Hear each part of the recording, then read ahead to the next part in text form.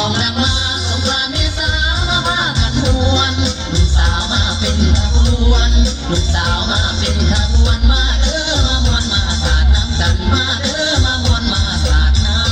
ำกัน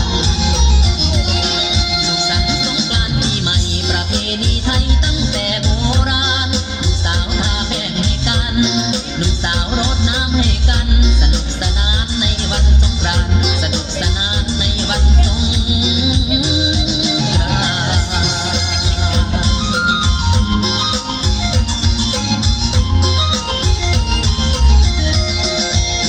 เสียงกลองนางมาสงกรานต์เมษามาพากันมวนหนุ่มสาวมาเป็นขบวนหนุ่มสาวมาเป็นขบวนมาเด้อมามวนมาสาดน้ำกันมาเด้อมามวนมาสาดน้ำ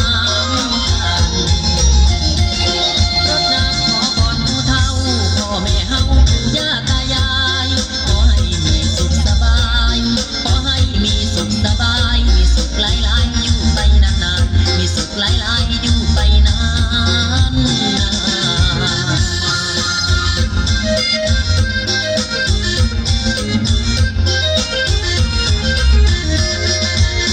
เสียงกลองนางมาสงกรานต์เมษามาพากันมวนหนุ่มสาวมาเป็นขบวนหนุ่มสาวมาเป็นขบวนมาเด้อมามวนมาสาดน้ำกันมาเด้อมามวนมาสาดน้ำกันสุขสันต์สงกรานต์ปีนี้ผ้าป่าก็มีร่วมกันทำบุญกุศลจะได้เกื้อหนุนกุศลละจะได้เกื้อหนุนมารวมทำบุญในวันสงกรานต์มารวมทำบุญในวันสงกรานต์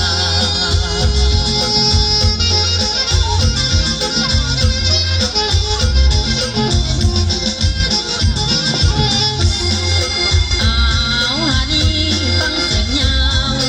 ยาวยาวยาวของเสียงหูดนตรีมะโหรีพวกโศกซอยกันดังก้องเสียงห้องแซวแซวกันม่วนขบวนคือปีนี้มวนหลายพวกน้องอายมาบวชน้ำกันวันสงกรานต์มวนหลายปีนี้ยาสุนีคนเศร้า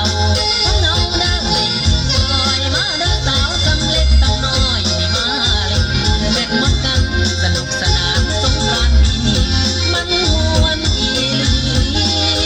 แท้เด้น้อง